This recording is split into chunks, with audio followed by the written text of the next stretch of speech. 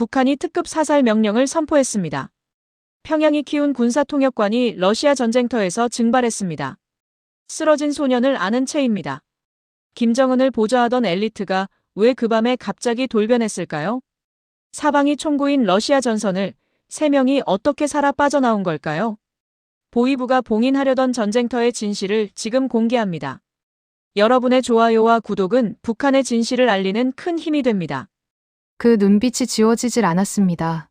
죽일 듯이 쳐다보겠다고 마음속으로 수백 번 다짐했습니다. 웃기만 해도 당이 가만두지 않겠다고, 고개를 치켜들고 상대를 짓눌러버리겠다고. 그런데 그 남한 외교관의 눈은 제가 예상했던 눈이 아니었습니다. 적대도 없었고 경멸도 없었습니다. 그냥 사람을 보는 눈이었습니다.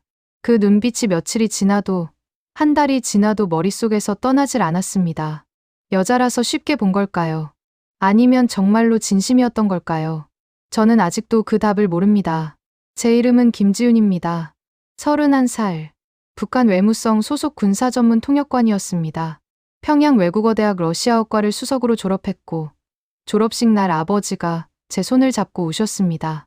우리 집안에서 처음 나온 외무성 간부였으니까요. 어머니는 그날 흰 저고리를 차려입고 오셨습니다. 명절에도 잘 꺼내지 않는 옷이었습니다.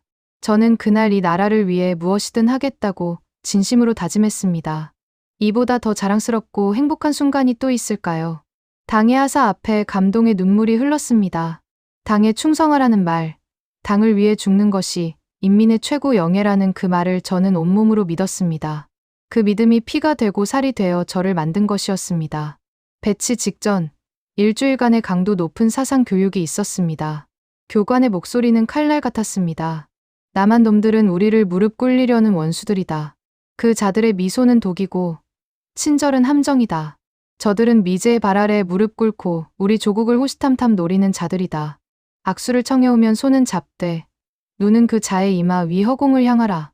절대 먼저 웃지 마라. 당신의 눈빛 하나가 조국의 자존심이라는 것을 절대 잊지 마라.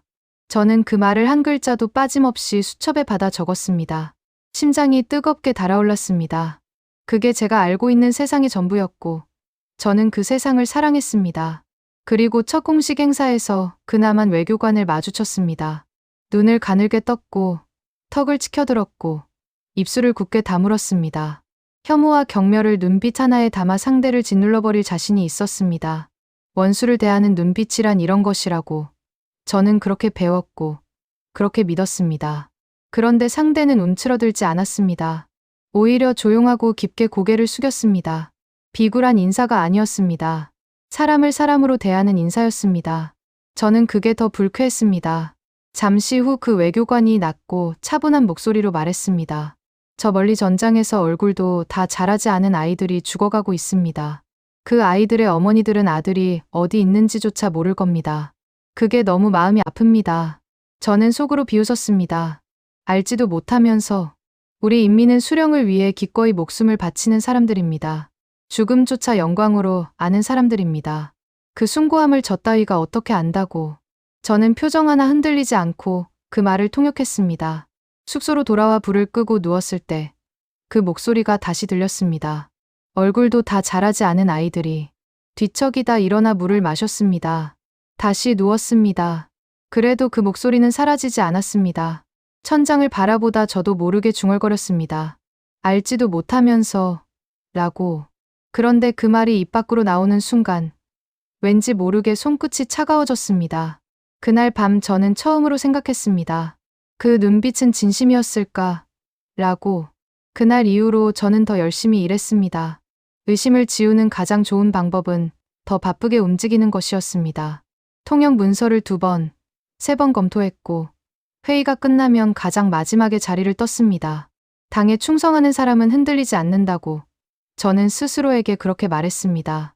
그 남한 외교관의 눈빛 같은 건 그냥 전술이었을 거라고. 우리를 무너뜨리려는 부드러운 함정이었을 거라고. 저는 그렇게 믿으려 했습니다. 정말로 믿으려 했습니다. 그러던 어느 날 저녁이었습니다. 숙소 공용구역 텔레비전에서 조선중앙TV가 흘러나오고 있었습니다. 저는 무심코 발을 멈췄습니다. 화면 속에는 검은 상복을 입은 가족들이 줄지어 서 있었고 그 앞에 김정은이 서 있었습니다. 러시아 전선에서 전사한 병사들의 위로 행사였습니다. 카메라가 천천히 김정은의 얼굴을 비추었고 그의 눈에서 눈물이 흘렀습니다. 위대한 수령께서 인민의 아픔을 당신의 아픔으로 받아들이셨다고.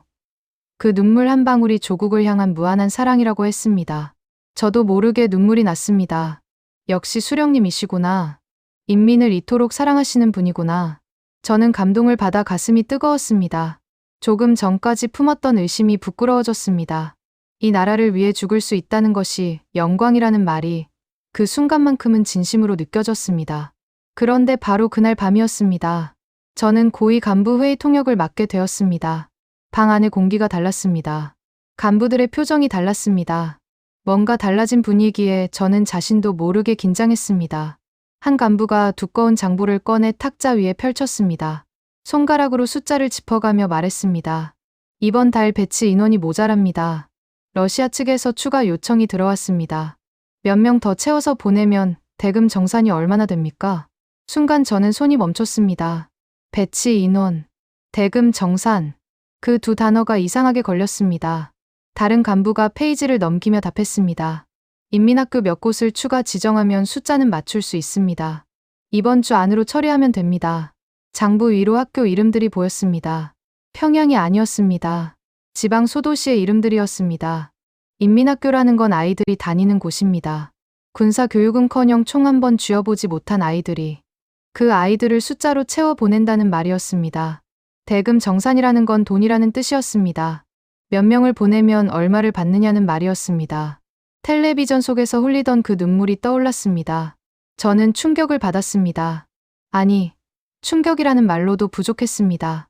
머릿속이 하얗게 타버리는 것 같았습니다. 조금 전까지만 해도 수령의 눈물에 감동받아 가슴이 뜨거웠던 사람이 지금 이 자리에 앉아 있는 것이었습니다. 그런데 그 눈물과 이 장부가 같은 시간 안에 존재한다는 것이 저는 도저히 이해할 수가 없었습니다. 간부들은 아무렇지 않게 다음 안건으로 넘어갔습니다. 저는 통역을 계속했습니다. 목소리가 떨리지 않도록, 손이 흔들리지 않도록, 표정이 바뀌지 않도록. 그렇게 훈련받은 사람이었으니까요. 하지만 속에서는 무언가가 무너지고 있었습니다. 감당할 수 없는 혼란이 밀물처럼 밀려왔습니다. 저 소도시의 아이들이 전선으로 간다는 건 죽으러 간다는 뜻이었습니다. 저는 군사 통역관이었으니까요. 총도 없이, 훈련도 없이 그저 숫자를 채우기 위해 보내진다는 것을 누구보다 잘 알고 있었습니다. 회의가 끝나고 복도로 나왔을 때 저는 벽에 손을 짚었습니다. 다리에 힘이 풀렸습니다. 여기서 표가 나면 안 된다고 악물고 눈물을 참았습니다. 다음 날 아침 출근길에 저는 한 여인을 보았습니다. 낡은 외투를 입고 어린아이의 손을 꼭 잡은 채 길가에 서 있었습니다. 아무것도 보지 않는 눈이었습니다. 전사자 가족이라는 걸 직감했습니다. 그 여인이 잡고 있는 아이의 손이 이상하게도 장부 속 학교 이름들과 겹쳐 보였습니다. 저는 그냥 걸었습니다. 멈추면 안 된다고 생각했습니다. 그날 밤 저는 또 잠을 이루지 못했습니다. 머릿속에서 두 장면이 계속 겹쳤습니다. 눈물을 흘리는 김정은, 장부를 짚는 간부의 손가락. 눈물, 숫자, 눈물, 숫자. 그런데 며칠 뒤 더 가까운 곳에서 소문이 들렸습니다. 군사 인원이 계속 부족하니 이제 여성 배치 이야기까지 나온다고요. 저는 그 말을 듣는 순간 숨이 멎었습니다. 딸 생각이 났습니다. 아직 어린 제 딸, 나이가 차지 않았으니 이번엔 아니라고 했습니다. 천만다행이라고 생각했습니다. 천만다행이라고. 그런데 그 생각이 채 가시기도 전에 다른 생각이 밀려왔습니다. 숫자가 안 맞으면 계속 늘려간다고 했습니다. 언젠가는 딸의 이름이 그 장부 어딘가에 적힐 수 있다는 것을 지우려 했습니다. 지우고 또 지우려 했습니다. 지워지지 않았습니다. 그날 밤 저는 이불을 뒤집어 쓰고 딸의 얼굴을 떠올렸습니다. 웃는 얼굴을, 엄마 하고 부르는 목소리를, 당에 충성하라는 말, 당을 위해 죽는 것이 최고 영예라는 말, 그 말이 내 딸에게도 적용될 수 있다는 것을 저는 그날 밤 처음으로 온몸으로 느꼈습니다. 저는 이미 죽음의 문턱 앞에 와 있었습니다. 아니, 어쩌면 제 딸도 마찬가지였습니다. 그것을 그날 밤 처음으로 직감했습니다. 동료가 사라진 건 아무도 말해주지 않았습니다. 어느 날 아침, 그냥 자리가 비어 있었습니다. 함께 회의를 준비하던 후배 통역관이었습니다. 전날까지도 옆자리에서 서류를 정리하던 사람이었습니다. 저는 선배에게 물었습니다. 어디 갔냐고. 선배는 잠깐 저를 보더니 고개를 돌렸습니다. 그리고 낮고 단단한 목소리로 말했습니다. 파병 군인들이 불쌍하다고 한마디 했다가 그렇게 됐어. 조심해. 그게 전부였습니다. 저는 그날 하루 종일 그 빈자리를 보며 일했습니다. 자리에 아직 볼펜이 하나 남아 있었습니다. 뚜껑이 열린 채로 그 사람이 마지막으로 잡았던 볼펜이었습니다. 저는 그걸 차마 치우지 못했습니다. 공포였습니다. 이건 분명히 공포였습니다. 말 한마디가 사람 하나를 지워버린다는 것이 이 세계에서는 너무나 당연한 일이라는 것이. 저는 그 볼펜을 보며 그것을 처음으로 몸으로 느꼈습니다. 머리가 아니라 몸으로. 저는 그 볼펜을 서랍 속에 넣었습니다. 뚜껑을 닫고. 그게 제가 할 수 있는 전부였습니다. 그리고 저는 그 이후로 더 조심해졌습니다. 입을 다물었습니다. 눈을 내리깔았습니다. 머릿속에 떠오르는 생각들을 억지로 꾹꾹 눌러 담았습니다. 아무 생각도 하지 않으려 했습니다. 그렇게 며칠이 지났습니다. 그렇게 일주일이 지났습니다. 저는 점점 더 말이 없어졌고 웃지 않았고 그냥 일만 했습니다. 주변 사람들이 눈치챘을지도 모릅니다. 저는 신경 쓰지 않으려 했습니다. 신경 쓰는 것 자체가 위험했으니까요. 이 세계에서는 표정 하나도 무기가 될 수 있었습니다. 저는 그것을 알고 있었습니다. 그러던 어느 날 명령이 떨어졌습니다. 러시아 군부대 위로 행사 통역 배치였습니다. 러시아 전선에 파병된 북한 군인들을 위한 애도와 응원의 자리라고 했습니다. 저는 속으로 잠깐 멈췄습니다. 장부 속 학교 이름들이 떠올랐습니다. 그 소도시의 아이들 얼굴이 떠올랐습니다. 눈물을 흘리던 김정은과 숫자를 맞추던 간부의 손가락이 떠올랐습니다. 하지만 저는 고개를 끄덕였습니다. 네, 알겠습니다. 라고 했습니다. 그렇게 훈련받은 사람이었으니까요. 거부한다는 선택지는 제 세계 안에 존재하지 않았습니다. 행사 전날 밤, 저는 또 잠을 이루지 못했습니다. 내일 행사가 끝나면 어떻게 될지 몰랐습니다. 그냥 또 일상으로 돌아가는 건지, 아니면 또 무언가가 달라지는 건지. 저는 천장을 바라보다가 딸 생각을 했습니다. 지금쯤 자고 있을 딸, 내일 아침에 일어나서 밥을 먹고 학교에 갈 딸. 그 아이가 멀리 있다는 게 그날 밤은 이상하게 더 멀게 느껴졌습니다. 손이 닿지 않는 곳에 있는 것 같았습니다. 행사 당일, 저는 평소보다 일찍 일어났습니다. 거울 앞에 서서 머리를 단정하게 정리했습니다. 제복을 입었습니다. 어깨에 힘을 주었습니다. 오늘도 잘 해내야 한다고. 오늘도 흔들리면 안 된다고. 저는 거울 속 자신에게 그렇게 말했습니다. 거울 속 자신은 아무 대답도 하지 않았습니다. 그 얼굴을 한참 들여다보다가 저는 고개를 돌렸습니다. 더 보고 싶지 않았습니다. 행사장은 크고 깨끗했습니다. 러시아 측 인사들이 앞줄에 앉아 있었습니다. 북한 간부들이 단상 위에 섰습니다. 저는 마이크를 쥐고 단상 옆자리에 섰습니다. 통역관이 서는 자리였습니다. 가장 잘 보이는 자리이기도 했습니다. 저는 자세를 곧게 폈습니다. 어깨를 젖혔습니다. 이 자리가 자랑스럽다고 느끼도록 훈련받은 사람이었으니까요. 그리고 그 훈련은 여전히 제 몸에 남아 있었습니다. 몸이 기억하는 것은 마음이 흔들려도 남아 있었습니다. 간부가 마이크를 잡고 말하기 시작했습니다. 저는 통역했습니다. 북한 인민들의 희생은 위대한 조국을 향한 충성의 표현이라고. 러시아와의 혈맹 관계를 더욱 굳건히 하겠다고. 전선에서 싸우는 용사들은 수령의 이름으로 영원히 기억될 것이라고. 저는 그 말들을 유창하게 흔들림 없이 러시아어로 옮겼습니다. 목소리에 힘이 실렸습니다. 자부심이 느껴졌습니다. 아직까지는 자부심이 느껴졌습니다. 이 자리가 제 자리라고 저는 아직 그렇게 믿고 싶었습니다. 그때였습니다. 행사장 뒤편에서 소리가 들렸습니다. 처음엔 작았습니다. 그러다 점점 커졌습니다. 저는 통역을 멈추지 않았습니다. 멈추면 안 된다고 생각했습니다. 그런데 소리가 점점 더 가까워졌습니다. 저는 고개를 들었습니다. 군복을 입은 소년들이었습니다. 피가 묻어 있었습니다. 얼굴에도, 손에도, 군복에도. 그들이 행사장 한가운데로 뛰어들었습니다. 러시아 측 인사들이 자리에서 일어났습니다. 간부들이 굳었습니다. 소년들이 외쳤습니다. 살려주십시오. 여기서 싸우면 죽음밖에 없습니다. 수령님, 살려주십시오. 저는 마이크를 쥔 손이 떨렸습니다. 그 손이 떨리는 것을 제가 느꼈습니다. 마이크가 흔들렸습니다. 소리가 나갈까봐 마이크를 가슴 쪽으로 바짝 당겼습니다. 소년들의 얼굴이 보였습니다. 15이나 됐을까요? 16이나 됐을까요? 아직 수염도 나지 않은 얼굴들이었습니다. 피범벅이 된 채로 손을 모아 빌고 있었습니다. 수령님 살려달라고, 죽기 싫다고, 원하지 않았다고. 그 목소리가 행사장을 가득 채웠습니다. 그 순간 딸의 얼굴이 보였습니다. 분명히 딸의 얼굴이었습니다. 저는 눈을 감았습니다. 눈을 떴습니다. 소년들이 아직 거기 있었습니다. 눈물이 밀려왔습니다. 막을 수가 없었습니다. 저는 고개를 숙였습니다. 마이크가 입에서 멀어지도록. 간부들이 볼까봐, 김정은이 볼까봐. 저는 미친 듯이 눈물을 참았습니다. 입술을 악물었습니다. 손톱이 손바닥을 파고들었습니다. 그러지 않으면 소리가 터져 나올 것 같았습니다. 마이크를 통해 행사장 전체에 제 오열이 퍼져 나갈 것 같았습니다. 간부들이 소년들을 끌어냈습니다. 용기 없는 것들이라는 말이 들렸습니다. 따로 가두라는 말이 들렸습니다. 행사는 계속되었습니다. 아무 일도 없었던 것처럼. 러시아 인사들이 다시 자리에 앉았습니다. 간부들이 다시 단상에 섰습니다.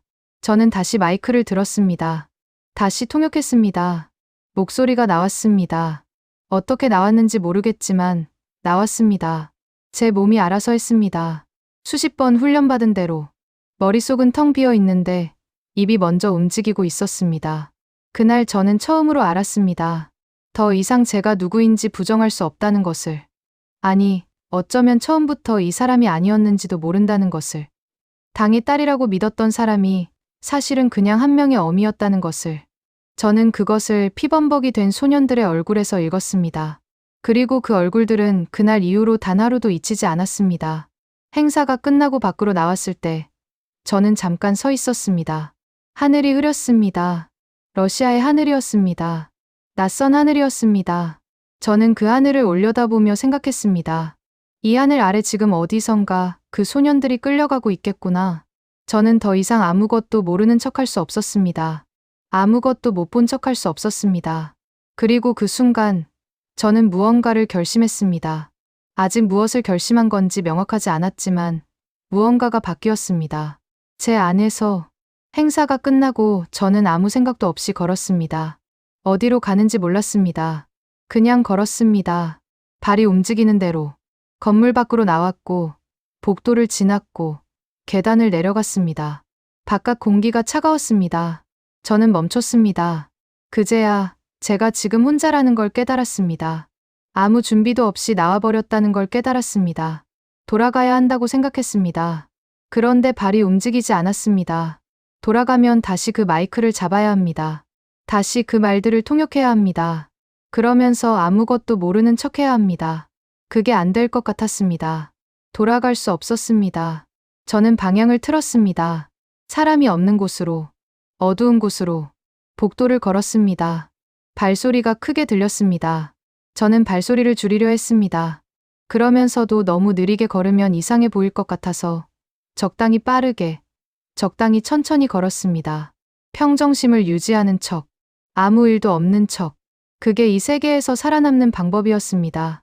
건물 안쪽 복도 끝에 오래된 화장실이 있었습니다. 문이 낡았고 잠금 장치도 없었고 불도 꺼져 있었습니다. 아무도 사용하지 않는 것이 분명했습니다. 저는 그 안으로 들어갔습니다. 문을 닫았습니다. 어둠 속에 혼자 서 있었습니다.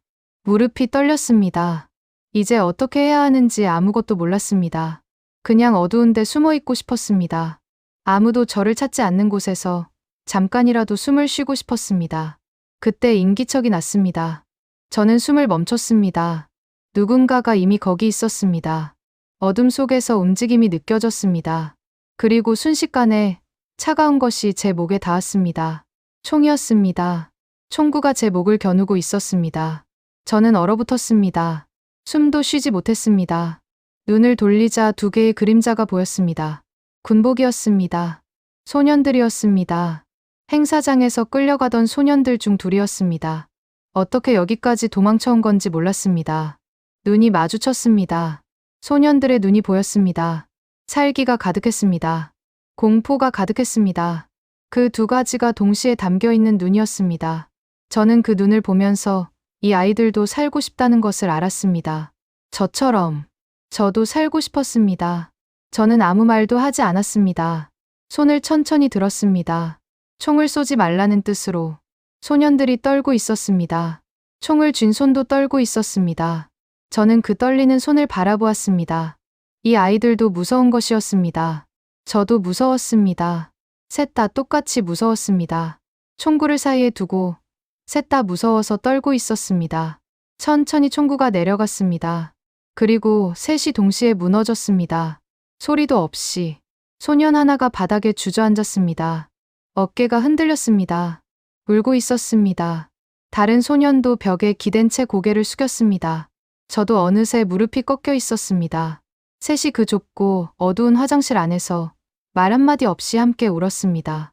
외무성 통역관과 15살 소년들이 냄새나는 화장실 바닥에서 말이 안 되는 풍경이었습니다. 그래도 울었습니다. 잠시 후 한 아이가 가쁘게 말했습니다. 저희 자원한 게 아니에요. 어느 날 갑자기 불렸어요. 가라고 했어요. 거부하면 집에 불이익이 간다고 했어요. 다른 아이가 이어 말했습니다. 총도 없이 가는 애들도 있어요. 앞사람이 쓰러지면 총 주우러 가는 거라고 했어요.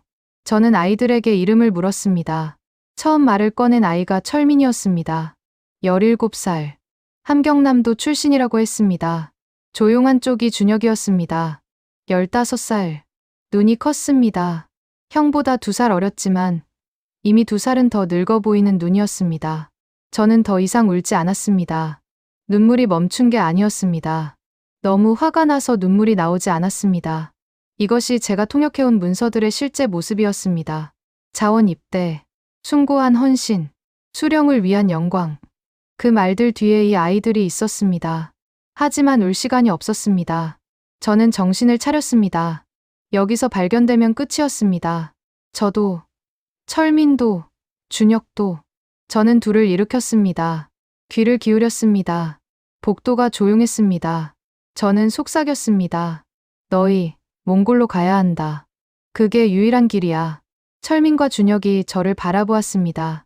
어린 눈이었습니다. 그러나 겁먹은 눈이 아니었습니다. 이미 너무 많은 것을 본 눈이었습니다. 제 말이 무슨 뜻인지, 거기까지 가는 길이 어떤 길인지 그 눈들은 이미 알고 있는 것 같았습니다. 철민이 말했습니다. 죽을 수도 있잖아요. 저는 대답했습니다. 여기 있어도 죽어. 철민과 준혁이 서로를 바라보았습니다. 잠깐이었습니다. 그리고 둘 다 고개를 끄덕였습니다. 말이 없었습니다. 말이 필요 없었습니다. 저는 그 고개 끄덕임을 보며 이제 돌아갈 곳이 없다는 것을 알았습니다. 세 사람 모두에게 돌아갈 곳이 없어졌습니다. 저는 속삭였습니다. 시간이 없어. 일단 창고로 가야 해. 준혁이 물었습니다. 몽골까지 어떻게 가요? 아는 길이 있어요? 저는 고개를 저었습니다. 나침반이랑 방향만 알면 돼. 북쪽. 그게 전부야. 둘이 잠깐 서로를 봤습니다. 그리고 아무 말도 하지 않았습니다. 그 침묵이 동이었습니다. 저는 그것을 알았습니다. 이 아이들은 이미 각오가 된 눈을 하고 있었습니다. 죽음을 각오한 눈. 하지만 동시에 살고 싶다는 눈. 그 두 가지가 함께 있는 눈이었습니다. 행사장 외곽 창고로 숨어들었습니다. 군인 물자가 쌓여 있었습니다. 철민과 준혁이 빠르게 움직였습니다. 군사 훈련받은 대로였습니다. 저는 그 모습을 보며 가슴이 아팠습니다. 이 아이들이 이렇게 된 건 이런 상황을 위해서가 아니었습니다. 수령을 위해 싸우라고 훈련받은 아이들이었습니다. 그런데 지금 그 훈련을 수령에게서 도망치는 데 쓰고 있었습니다. 외투, 비상식량, 나침반, 방수포. 챙길 수 있는 것들을 빠르게 챙겼습니다. 철민이 비상식량 묶음을 저한테 건넸습니다. 동지, 이거 들어요. 무거운 짐을 제가 대신 들어달라는 게 아니었습니다. 자기들이 더 빠르게 움직여야 하니 제가 가벼운 것을 맡으라는 뜻이었습니다. 이 아이가 저를 배려하고 있었습니다. 17살짜리가 목숨이 걸린 이 순간에 저는 군복을 집었습니다. 입었습니다. 여성의 몸으로 그대로 다니면 눈에 띄었습니다. 군복을 입으면 조금이라도 달라 보일 것이었습니다. 철민과 준혁이 저를 보았습니다. 아무 말하지 않았습니다. 그냥 고개를 끄덕였습니다. 이제 셋이 같은 편이라는 뜻이었습니다. 저는 총을 집었습니다. 손이 떨렸습니다. 총은 차가웠습니다. 무거웠습니다. 평생 총을 실제로 든 적이 없었습니다. 훈련 영상으로만 보았던 것이었습니다. 저는 총을 쥔 채로 잠깐 눈을 감았습니다. 딸의 이름을 속으로 불렀습니다. 한 번만, 반드시 살아서 돌아가야 한다고. 그 아이에게 엄마가 여기 있다고 말해줘야 한다고. 눈을 떴습니다. 철민과 준혁이 저를 바라보았습니다. 기다리고 있었습니다. 저는 고개를 끄덕였습니다. 준비됐다는 뜻으로. 사실 준비가 된 게 아니었습니다. 평생 이런 상황에 준비될 수 있는 사람이 어디 있겠습니까? 그냥 가야 한다는 것을 알았습니다. 그것뿐이었습니다. 철민이 문 앞에 섰습니다. 귀를 기울였습니다. 조용하다고 했습니다. 준혁이 저를 보며 말했습니다. 동지, 뛰어요. 제가 신호 주면. 저는 고개를 끄덕였습니다. 심장이 귀 안에서 울렸습니다. 이 소리가 밖에서 들릴 것 같았습니다. 철민이 손짓했습니다. 셋이 어둠 속으로 뛰어나갔습니다. 나침반을 꺼낸 건 러시아 국경을 넘고 나서였습니다. 그 전까지는 그냥 달렸습니다. 어디로 가는지보다 여기서 벗어나는 게 먼저였습니다. 건물과 건물 사이를 달렸고 불빛이 없는 쪽으로만 움직였습니다. 철민과 준혁이 앞에서 달렸습니다. 저는 뒤를 따랐습니다. 군사 훈련을 받은 아이들이었습니다. 어둠 속에서 어떻게 움직이는지 알고 있었습니다. 저는 그 뒷모습만 보며 달렸습니다. 넘어지면 일어났습니다. 다시 달렸습니다. 생각이 없었습니다. 그냥 달렸습니다. 숨이 찼습니다. 다리가 타들어갔습니다. 31살. 외무성 통역관. 체력 훈련이라고는 평생 제대로 해본 적 없는 몸이었습니다. 양복을 입고 회의실에 앉아 통역하던 사람이었습니다. 그런 사람이 지금 군복을 입고 어둠 속을 뛰고 있었습니다. 말이 안 되는 상황이었습니다. 그래도 멈추지 않았습니다. 멈추면 죽는다는 걸 알았으니까요. 그것 하나만 알고 있었습니다. 국경 철조망이 보였을 때 철민이 갑자기 멈췄습니다. 손으로 신호를 보냈습니다. 셋이 동시에 바닥에 엎드렸습니다. 목소리가 들렸습니다. 순찰이었습니다. 흙이 얼굴에 닿았습니다. 저는 숨을 참았습니다. 발소리가 점점 가까워졌다가 멈췄다가 다시 멀어졌습니다. 저는 그 몇 초 동안 심장이 완전히 멎는 것 같았습니다. 살면서 그렇게 긴 몇 초는 없었습니다. 발소리가 사라졌습니다. 철민이 손짓했습니다. 지금이라고. 철조망 아래쪽에 작게 벌어진 틈이 있었습니다. 철민과 준혁이 먼저 빠져나갔습니다. 저는 뒤따랐습니다. 군복이 긁혔습니다. 팔뚝이 긁혔습니다. 피가 났습니다. 신경 쓸 틈이 없었습니다. 몸을 최대한 납작하게 눌러 빠져나왔습니다. 일어섰습니다. 그리고 몽골 땅이었습니다. 나침반을 꺼냈습니다. 북쪽, 울란바토르 방향. 그게 전부였습니다.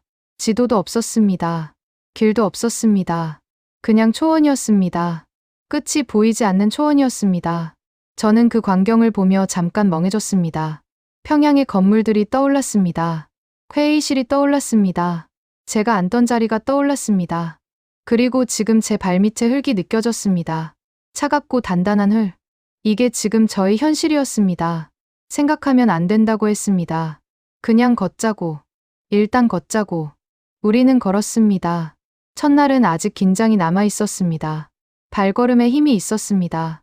그런데 밤이 되자 달라졌습니다. 몽골의 밤은 달랐습니다. 바람이 칼처럼 불었습니다. 체감 온도가 급격히 떨어졌습니다. 침낭이 없었습니다. 텐트도 없었습니다. 어떻게 해야 하는지 저는 몰랐습니다. 그런데 철민과 준혁이 알고 있었습니다. 바람 등지고 앉아요. 서로 등을 붙이면 체온이 유지돼요. 군사 훈련 때 배운 거예요. 철민이 말했습니다. 저는 시키는 대로 했습니다. 셋이 등을 맞대고 앉았습니다. 밤새 그렇게 버텼습니다. 잠은 오지 않았습니다. 추위가 뼛속까지 파고들었습니다. 저는 이를 악물었습니다. 철민과 준혁이 가끔 제 팔을 두드렸습니다. 괜찮냐고. 저는 고개를 끄덕였습니다. 괜찮지 않았지만 괜찮다고 했습니다. 이 아이들 앞에서 무너질 수는 없었습니다. 그게 이틀이었습니다. 그게 사흘이었습니다. 사흘째 밤, 준혁이 갑자기 멈춰 서더니 하늘을 올려다보았습니다. 별이 가득했습니다. 저도 올려다보았습니다. 이렇게 많은 별은 처음 보았습니다. 평양에서는 이런 하늘을 본 적이 없었습니다. 준혁이 조용히 말했습니다. 별이 많으면 내일 날씨가 맑다고 했어요. 저는 아무 말도 하지 않았습니다. 그냥 그 하늘을 같이 올려다보았습니다. 잠깐이었지만 그 잠깐이 이상하게 길었습니다. 살아있다는 것이 느껴졌습니다. 겨우, 아주 겨우. 다음 날 아침이 밝았습니다. 준혁 말대로 날씨가 맑았습니다. 저는 그것이 이상하게 고마웠습니다. 날씨 하나에 고마움을 느끼는 사람이 된 것이었습니다. 살다 보면 이렇게 되는구나, 라고 생각했습니다. 아니, 살려고 하다 보면 이렇게 되는구나, 라고. 나흘째 되던 날 아침, 출발하려는데 뒤에서 소리가 났습니다. 저는 돌아보았습니다. 같은 군복을 입은 누군가가 우리 뒤를 따라오고 있었습니다. 민재였습니다. 행사장에서 함께 뛰쳐나왔던 아이들 중 하나였습니다. 발을 절고 있었습니다. 얼굴이 창백했습니다. 어깨에 붕대가 감겨 있었고 붕대 위로 피가 배어 있었습니다. 저는 달려갔습니다. 같이 가자고 했습니다. 민재가 고개를 저었습니다. 발을 다쳤습니다. 움직이면 더 벌어진다고 했습니다. 저는 꽉 잡았습니다. 같이 가면 된다고. 천천히 가면 된다고. 민재가 저를 올려다보았습니다. 눈이 맑았습니다. 너무 맑아서 더 아팠습니다. 동지, 저는 못 가요. 움직이면 다 잡혀요. 저 때문에 다들 잡혀요. 저는 말이 나오지 않았습니다. 꼭 살아서 진실을 말해주세요. 우리가 어떻게 끌려왔는지, 우리가 원하지 않았다는 걸, 그걸 말해줄 사람이 있어야 해요. 민재가 저희 손을 꼭 쥐었습니다. 그리고 마지막으로 말했습니다. 어머니한테 살아있었다고만 전해주세요. 그것만요. 저는 오열했습니다. 미안하다는 말을 했습니다. 몇 번이나 했습니다. 민재는 괜찮다고 했습니다. 울지 말라고 했습니다. 어서 가라고 했습니다. 저는 그 자리를 떠나야 했습니다. 발이 떨어지지 않았습니다. 그런데 민재가 먼저 손을 놓았습니다. 제가 손을 놓은 게 아니라 민재가 먼저 손을 놓은 것이었습니다. 그게 더 아팠습니다. 저는 돌아서서 걸었습니다. 뒤를 돌아보지 않았습니다. 돌아보면 다시 못 걸을 것 같았습니다. 철민과 준혁이 제 옆에서 묵묵히 걸었습니다. 아무도 말하지 않았습니다. 바람이 얼굴을 때렸습니다. 저는 그 바람 속에서 소리 없이 울었습니다. 민재의 어머니가 어디에 있는지 저는 몰랐습니다. 살아있었다고 전해달라는 그 말을 언젠가 꼭 전하겠다고 마음먹었습니다. 닷새째였습니다. 물이 바닥났습니다. 비상식량도 거의 없었습니다. 눈을 녹여 마시려 했지만 양이 너무 적었습니다. 철민이 페트병에 눈을 꾹꾹 눌러 담았습니다. 체온으로 녹였습니다. 한 모금씩 나눠 마셨습니다. 세 사람이 한 페트병을 3번에 나눠 마셨습니다. 한 모금이 얼마나 소중한 건지 저는 그때 처음 알았습니다. 평생 물 한 잔 마음껏 마셨던 사람이었습니다. 그게 당연한 줄 알았던 사람이었습니다. 몸이 흔들리기 시작했습니다. 준혁이 제 팔을 잡았습니다. 잠깐 망설이는 것이 느껴졌습니다. 그러더니 어색하게 말했습니다. 누나 괜찮아요? 동지라고 부르다가 처음으로 누나라고 했습니다. 저는 그 말이 이상하게 가슴을 찔렀습니다. 괜찮지 않았습니다. 다리에 힘이 없었습니다.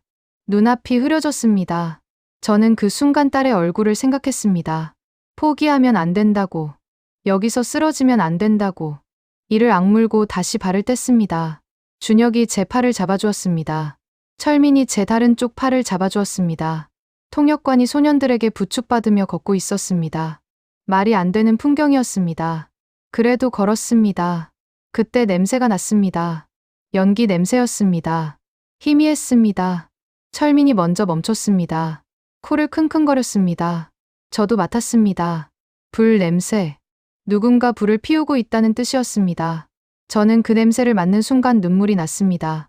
왜 눈물이 나는지도 몰랐습니다. 그냥 났습니다. 우리는 그 냄새를 따라 걸었습니다. 다리가 풀려도 걸었습니다. 눈앞이 흐려도 걸었습니다. 언덕 너머로 불빛이 보였습니다. 둥근 천막이었습니다. 게르였습니다. 저는 그 불빛을 보는 순간 그 자리에 주저앉았습니다. 다리가 그냥 꺾였습니다. 철민과 준혁이 저를 붙들었습니다. 셋이 서로를 붙들며 그 불빛을 향해 걸었습니다. 게르 앞에 다가갔을 때 안에서 사람 소리가 들렸습니다. 문이 열렸습니다. 유목민이었습니다. 중년의 남자였습니다. 우리를 보더니 잠깐 멈췄습니다. 우리의 꼴이 어떻게 보였을지 상상도 가지 않았습니다. 피가 말라붙은 군복, 흙투성이 얼굴, 거의 쓰러질 것 같은 몸. 그 남자는 아무 말 없이 문을 더 넓게 열었습니다. 들어오라는 뜻이었습니다. 저는 그 문턱을 넘으며 눈물이 났습니다. 살았습니다. 게르하는 따뜻했습니다. 그 온기가 너무 낯설어서 저는 처음에 무서웠습니다. 따뜻한 것이 무서운 사람이 될 줄은 몰랐습니다. 그런데 그랬습니다.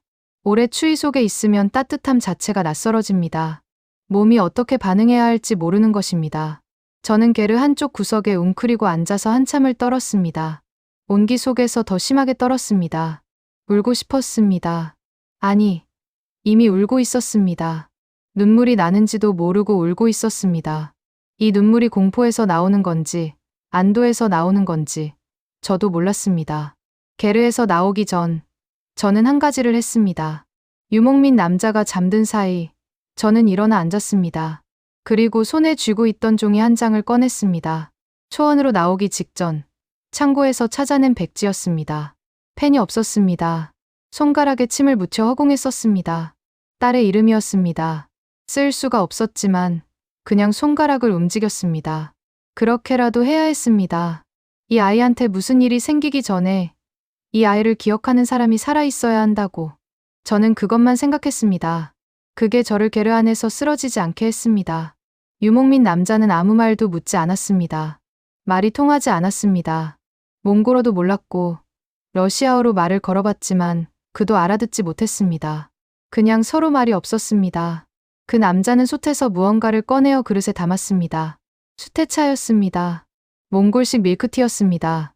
뜨거운 것이 그릇째로 내 손에 쥐어졌습니다. 저는 그 그릇을 두 손으로 꼭 잡았습니다. 손이 되는지도 몰랐습니다. 그냥 잡고 있었습니다. 그 온기가 손바닥을 타고 몸 안으로 천천히 퍼졌습니다. 저는 그 순간 눈을 감았습니다. 살아있다는 것이 그제야 실감이 났습니다. 한 모금 마셨습니다. 비리고 짭짤한 맛이었습니다. 익숙하지 않은 맛이었습니다. 그런데 눈물이 더 났습니다. 왜 눈물이 나는지 몰랐습니다. 살았다는 게 실감 나서인지, 아직 살아있다는 게 믿기지 않아서인지, 그냥 흘렀습니다. 저는 그 차를 두 손으로 쥔 채로 소리 없이 울었습니다. 철민과 준혁도 아무 말 없이 각자 그릇을 들고 있었습니다. 셋 다 말이 없었습니다. 말이 필요 없는 순간이 있습니다. 이 순간이 그런 순간이었습니다.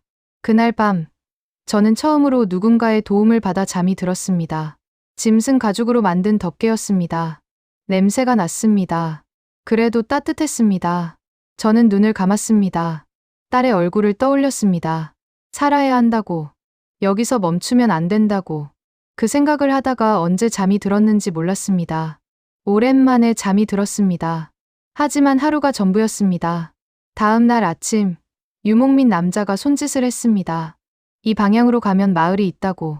손짓과 눈빛으로 겨우 알아들었습니다. 저는 고개를 숙였습니다. 감사하다는 말을 했습니다. 그 사람이 알아듣는지 몰랐습니다. 알아듣지 못했겠지만 저는 그냥 했습니다. 말이 통하지 않아도 마음은 전해지는 때가 있습니다. 그때가 그런 때였다고 저는 믿습니다. 마을은 생각보다 가까웠습니다. 그런데 마을이 보이는 순간 새로운 공포가 밀려왔습니다. 이것이 이 여정에서 몸으로 배운 것이었습니다. 위기가 하나 끝나면 또 다른 위기가 기다리고 있었습니다. 마을에 들어가면 신분이 문제였습니다. 우리는 북한 군복을 입고 있었습니다. 러시아와 몽골 국경에서 넘어온 탈주자들이었습니다. 발각되면 끝이었습니다. 다시 러시아로 넘겨질 수도 있었습니다. 그러면 거기서 끝이었습니다. 저는 그 생각만으로 다시 다리가 풀릴 것 같았습니다. 할 수 있는 게 이것밖에 없다는 게 절망적이었습니다. 무섭다는 말로는 모자랐습니다. 언제 잡힐지 모르고, 어디서 끝날지 모르고, 딸이 지금 어디 있는지 생각조차 무서운 그 상태로 우리는 그냥 앞으로 가는 것 말고 아무것도 할 수 없었습니다. 그게 가장 힘들었습니다. 아무것도 통제할 수 없다는 것이. 철민이 먼저 말했습니다. 군복 벗어요. 지금 당장. 맞는 말이었습니다. 셋 다 군복을 벗었습니다. 안에 입은 속옷 바람이었습니다. 추웠습니다. 그래도 군복보다는 나았습니다. 저는 그걸 돌돌 말아서 눈 속에 묻었습니다. 증거를 없애는 것이었습니다. 군복을 눈 속에 묻으면서 저는 이상하게 홀가분하지 않았습니다. 오히려 더 무거워졌습니다. 그 군복은 저를 올가매던 것이기도 했지만 동시에 제가 살아온 삶 그 자체이기도 했으니까요. 외무성, 통역관, 그 자부심, 그 믿음, 모두 군복과 함께 묻는 것이었습니다. 그게 아프지 않다면 거짓말이었습니다. 잃어버린 게 적이 아니었습니다. 그런데 살기 위해서라면 다 버려야 했습니다. 살기 위해서라면 어떤 것이든 해야 했습니다. 그것이 처절하게 싫었지만 그것 말고는 방법이 없었습니다. 그 순간 저는 이미 완전히 다른 사람이 되어 있었습니다. 통역관이 아니었습니다. 외무성 간부도 아니었습니다. 그냥 살아야 하는 사람이었습니다. 마을 외곽에 작은 잡화점이 있었습니다. 저는 안으로 들어갔습니다. 주인이 저를 보았습니다. 이상한 눈으로 보았습니다. 당연했습니다. 속옷 차림의 흑투성이인 외국인이 들어왔으니까요. 저는 러시아어로 말했습니다. 옷을 사고 싶다고. 주인이 러시아어를 조금 알아들었습니다. 돈을 내밀었습니다. 창고에서 챙겨온 루블이었습니다. 주인이 잠깐 망설였습니다. 그러더니 찬장 안에서 낡은 옷 몇 벌을 꺼냈습니다. 화장실에서 옷을 갈아입었습니다. 거울이 있었습니다. 저는 거울을 봤습니다. 한참을 봤습니다. 제가 아닌 것 같았습니다. 눈이 움푹 꺼져 있었습니다. 뺨이 빠져 있었습니다. 입술이 텄습니다. 머리카락이 엉겨붙어 있었습니다. 겨우 닷새였는데 닷새 만에 이렇게 되었습니다. 저는 그 얼굴을 한참 들여다보다가 고개를 돌렸습니다. 볼 수가 없었습니다.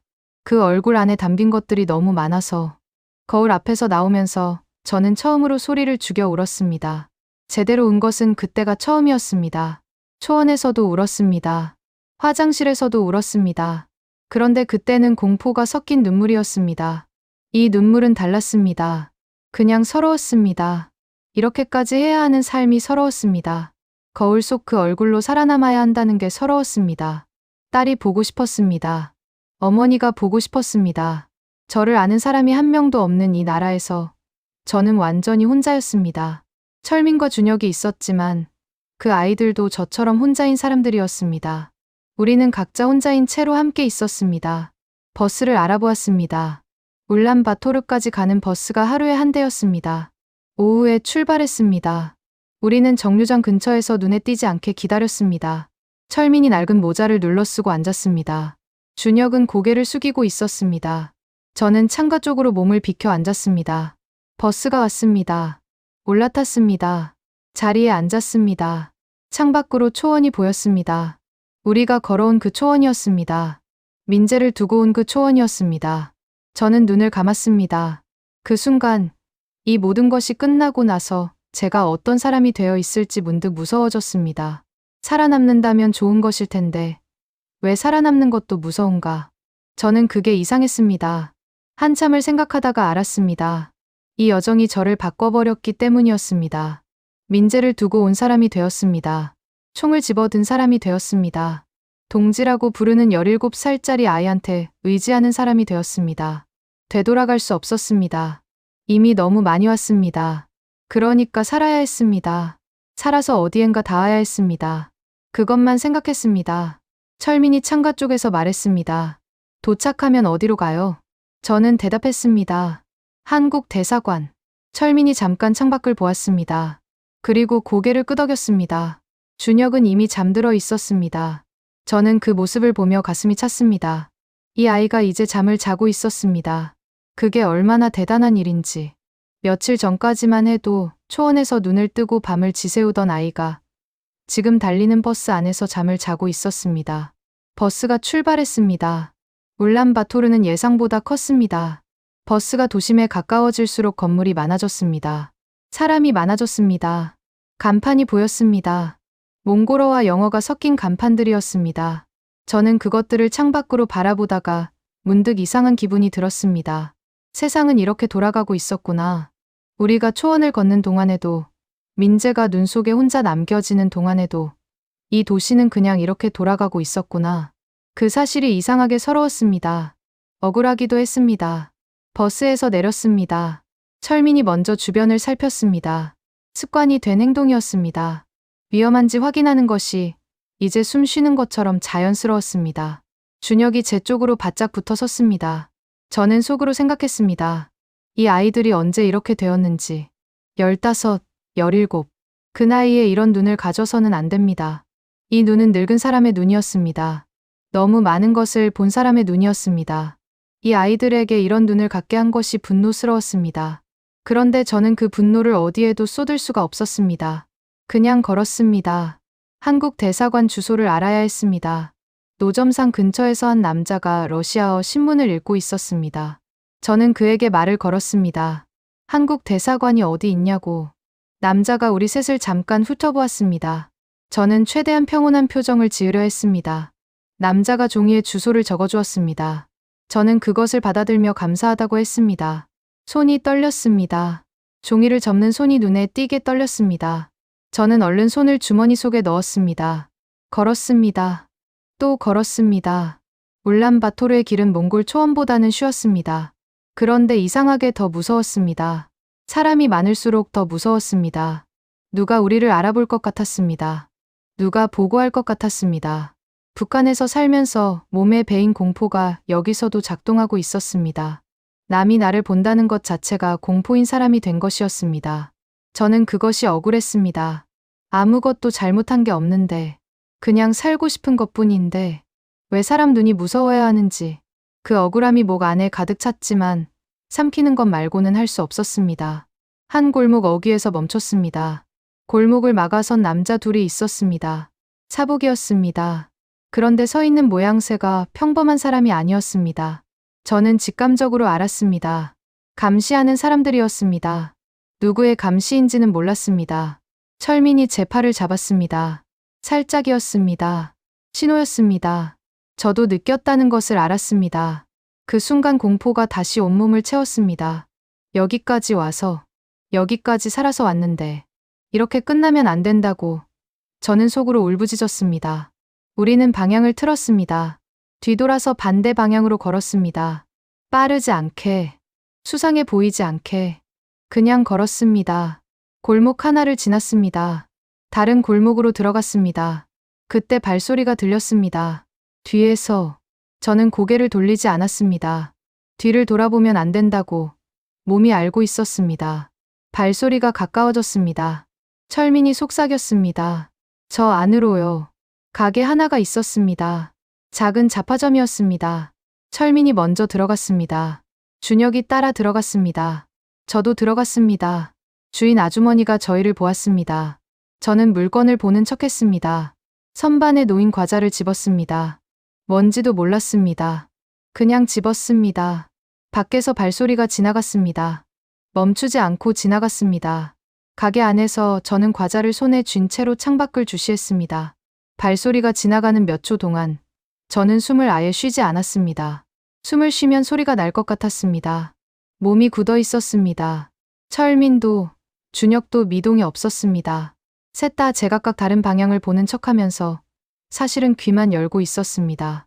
발소리가 완전히 사라지고 나서야 저는 숨을 내쉬었습니다. 길게, 천천히. 손이 떨렸습니다.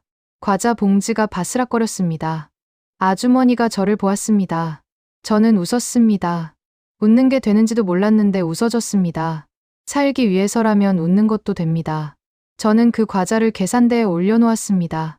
손이 또 떨렸습니다. 저는 이 손이 언제쯤 떨리지 않게 될까 싶었습니다. 그날 밤을 허름한 여관에서 보냈습니다. 셋이 작은 방 하나에 누웠습니다. 바닥이 딱딱했습니다. 창문 틈으로 바람이 들어왔습니다. 저는 잠이 오지 않았습니다. 천장을 보다가 눈을 감았다가를 반복했습니다. 이렇게 해서 정말 한국 대사관에 닿을 수 있을지 몰랐습니다. 닿는다 해도 정말 받아줄지 몰랐습니다. 살면서 믿었던 것들이 모두 틀렸다는 걸 알고 난 뒤 새로운 무언가를 다시 믿는다는 게 이렇게 어려운 일인지 몰랐습니다. 무서웠습니다. 여전히 무서웠습니다. 목숨을 걸고 여기까지 왔는데도 무서운 마음은 조금도 줄어들지 않았습니다. 어쩌면 더 커졌는지도 몰랐습니다. 그 공포가 너무 무거워서 숨이 막혔습니다. 저는 이불을 끌어당겼습니다. 딸의 이름을 불렀습니다. 소리는 내지 않고 그냥 입 모양으로만 딸이 지금 어디에 있는지 몰랐습니다. 엄마가 사라진 것을 알았을 때 그 아이가 어떤 얼굴을 했을지 저는 그 장면을 상상하는 것만으로도 가슴이 찢어졌습니다. 아이를 두고 나온 어미가 살겠다고 도망치고 있는 것이 옳은 일인지 그른 일인지 저는 아직도 모릅니다. 그래도 살아야 한다고, 살아야 그 아이한테 언젠가 닿을 수 있다고 저는 그 말을 수백 번 자신에게 했습니다. 그 말이 유일한 버팀목이었습니다. 준혁이 어둠 속에서 말했습니다. 누나, 우리 꼭 살아요. 어떻게든 나가서 행복하게 살아요. 민재 대신에라도. 저는 대답하지 못했습니다. 대답하려 했는데 말이 나오지 않았습니다. 목이 막혔습니다. 15살짜리가 저한테 살자고 말하고 있었습니다. 어른인 제가 무너지고 있는 밤에 이 아이가 저를 잡아주고 있었습니다. 저는 손을 뻗어서 준혁의 손을 잡았습니다. 꽉 잡았습니다. 준혁도 꽉 잡았습니다. 철민도 손을 뻗었습니다. 셋이 어둠 속에서 손을 잡고 있었습니다. 말이 없었습니다. 그래도 충분했습니다.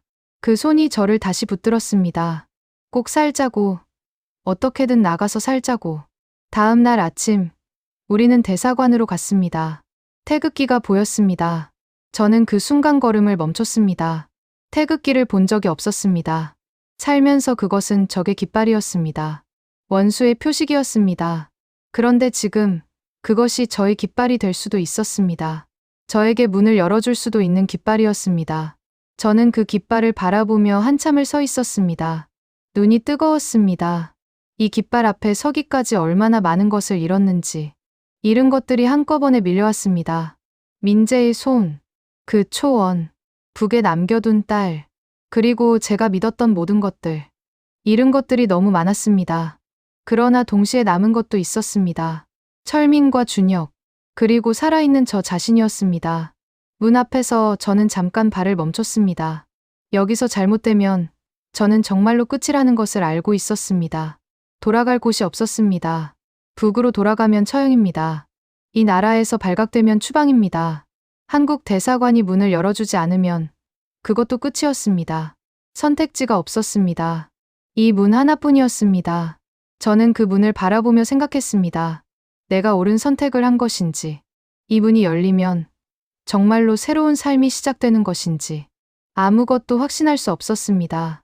목숨을 걸고 나온 것인데 이 문 앞에서 여전히 무서운 것이 창피하다고 생각했습니다. 그런데 창피한 게 아니었습니다. 이렇게 무서운 상황에서 무서움을 느끼는 것은 당연한 것이었습니다. 살아있기 때문에 무서운 것이었습니다. 철민이 제 등을 밀었습니다. 살짝이었습니다. 가자는 뜻이었습니다. 저는 걸었습니다. 문 앞에 경비가 서 있었습니다. 저는 한국어로 말했습니다. 저는 북한에서 온 사람입니다. 보호를 요청합니다. 경비가 저를 보았습니다. 잠깐이었습니다. 그리고 문을 열었습니다. 저는 그 문턱을 넘으면서 뒤를 돌아보았습니다. 철민과 준혁이 뒤에 있었습니다. 눈이 마주쳤습니다. 셋 다 아무 말도 하지 않았습니다. 그냥 들어갔습니다. 대사관 안에서 저는 오랫동안 의자에 앉아 있었습니다. 아무것도 하지 않았습니다. 그냥 앉아 있었습니다. 누가 물 한 잔을 가져다 주었습니다. 저는 그것을 두 손으로 받아 들었습니다. 몽골 초원에서 수태차를 받아 들던 그 손과 같은 손이었습니다. 물 한 잔이 이렇게 귀한 것이라는 걸 저는 이제 알고 있었습니다. 아무것도 당연하지 않다는 것을 이제 알고 있었습니다. 영사관 직원이 이것저것 물었습니다. 이름, 생년월일, 어떻게 왔냐? 동행한 사람들은 누구냐? 저는 하나하나 대답했습니다. 대답하면서 제 목소리가 이상하게 들렸습니다. 이미 알고 있는 말인데 모국어로 대답하는 게 이렇게 어색한 적이 없었습니다. 직원이 말했습니다. 일단 안전합니다. 여기서 지내다가 본국으로 이동하게 될 겁니다. 안전합니다. 라는 말을 들은 순간 저는 처음으로 소리 내어 울었습니다. 어깨가 흔들렸습니다. 멈출 수가 없었습니다. 참으려 했는데 참아지지 않았습니다. 북에서 나온 이후로 눈물이 없었던 적이 없었습니다. 그런데 이 눈물은 달랐습니다. 이건 공포에서 나온 눈물이 아니었습니다. 지쳐서 나온 눈물도 아니었습니다. 살았다는 것이 처음으로 실감나는 눈물이었습니다. 살아 있었습니다. 정말로 살아 있었습니다. 한국으로 오는 과정은 순탄하지 않았습니다. 몇 달이 걸렸습니다. 서류가 필요했습니다. 신원 확인이 필요했습니다. 기다리는 시간이 길었습니다. 그 시간 동안 저는 이것저것 생각했습니다. 딸은 어디 있을지, 내가 사라진 것을 알았을지, 어떤 처벌을 받고 있을지, 그 생각만 하면 가슴이 무너졌습니다. 가슴이 무너지는데 할 수 있는 게 없다는 게 가장 힘들었습니다. 그냥 기다리는 것밖에 없었습니다. 저는 그 기다림이 어떤 때는 초원보다 더 길게 느껴졌습니다. 그래도 기다렸습니다. 그 기다림 안에서 저는 많은 것을 했습니다. 한국어 공부를 다시 했습니다. 나만식 한국어를 배웠습니다. 처음에는 말이 어색했습니다. 같은 언어인데 다른 언어처럼 들렸습니다. 억양이 달랐습니다. 단어가 달랐습니다. 그래도 배웠습니다. 배우는 것 말고 할 수 있는 것이 없었으니까요. 밤마다 딸 생각을 했습니다. 그 생각이 괴로웠지만 그 생각이 있어야 아침에 일어날 수 있었습니다. 처음 한국 땅을 밟은 것은 그해 겨울이었습니다. 인천공항이었습니다. 비행기가 착륙하면서 활주로가 보였습니다. 창밖으로 한글 간판들이 보였습니다. 저는 그걸 보며 이상한 기분이 들었습니다. 같은 글자였습니다. 내가 평생 써온 글자였습니다. 그런데 이 글자들이 지금 저를 맞이하고 있었습니다. 같은 글자인데 다른 세상이었습니다. 공항에서 나오면서 저는 멈춰 섰습니다. 사람들이 걸어다니고 있었습니다. 핸드폰을 보는 사람, 캐리어를 끄는 사람, 누군가를 기다리는 사람, 모두가 각자의 일상을 살고 있었습니다. 저는 그 광경을 한참 바라보았습니다. 이 사람들은 모릅니다. 이 공항 밖에 또 다른 세상이 있다는 걸. 아직도 그 세상에서 나오지 못한 사람들이 있다는 걸. 이 공항에서 편하게 걷는 것이 당연하지 않은 사람이 있다는 걸. 그게 슬프지 않았습니다. 그냥 그랬습니다.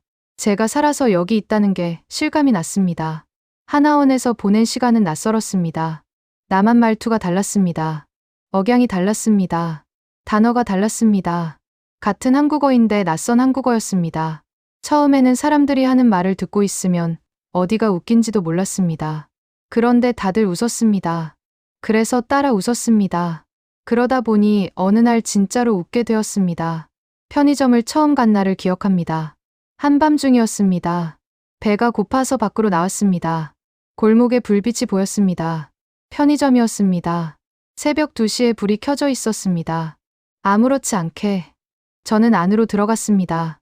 선반에 물건이 가득했습니다. 뭐가 뭔지도 몰랐습니다. 그냥 서 있었습니다. 점원이 저를 보았습니다. 뭐 필요한 거 있으세요? 라고 했습니다. 저는 아무것도 못 대답했습니다. 너무 많아서, 고를 수가 없어서 못 사는 게 아니라 너무 많아서 못 고르는 상황이 처음이었습니다. 저는 그게 이상하게 울컥했습니다. 삼각김밥을 집었습니다. 그걸 들고 나와서 공원 벤치에 앉아 먹었습니다. 새벽 2시에 혼자 벤치에 앉아서 아무도 저를 신경 쓰지 않았습니다. 아무도 저를 보고하지 않았습니다. 그냥 먹을 수 있었습니다. 거기서 또 눈물이 났습니다. 삼각김밥 하나에 눈물이 났습니다.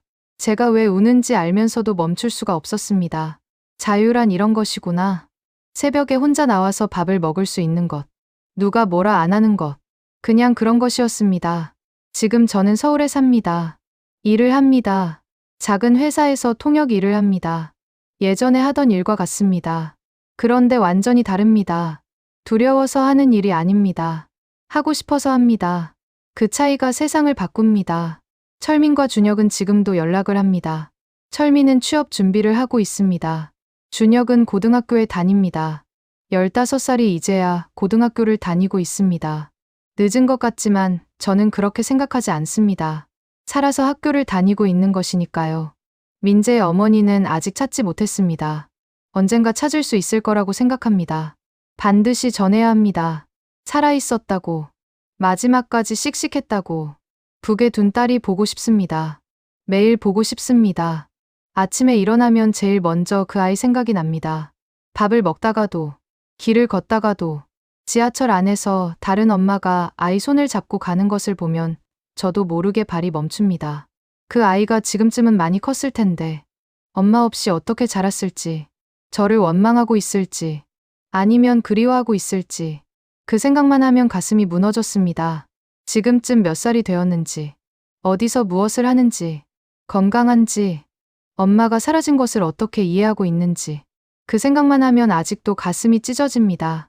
그런데 무너지지 않으려고 합니다. 무너지면 거기서 멈추기 때문입니다. 제가 살아있어야 언젠가 그 아이에게 닿을 수 있습니다. 그래서 삽니다.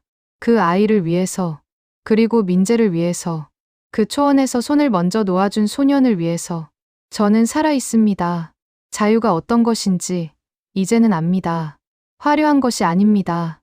새벽에 혼자 편의점에 갈 수 있는 것, 하고 싶은 말을 할 수 있는 것, 딸의 이름을 소리 내어 부를 수 있는 것, 그런 것들입니다. 이 이야기를 들어주셔서 감사합니다. 북에 계신 분들, 그리고 그분들을 기다리는 분들께 아직 포기하지 마십시오. 살아야 합니다. 살아서 만나야 합니다. 전쟁터에서 만난 15살 소년이 어른에게 말했습니다. 꼭 살아요. 어떻게든 나가서 행복하게 살아요. 아이가 어른을 살렸습니다. 그 한마디가 몽골 초원의 한겨울을 버티게 했습니다. 살자고 손 내밀어준 그 아이들 덕분에 이 이야기가 세상에 나올 수 있었습니다. 탈북의 길 끝에 서 있는 당신을 진심을 담아 응원합니다. 함께 해주셔서 감사합니다.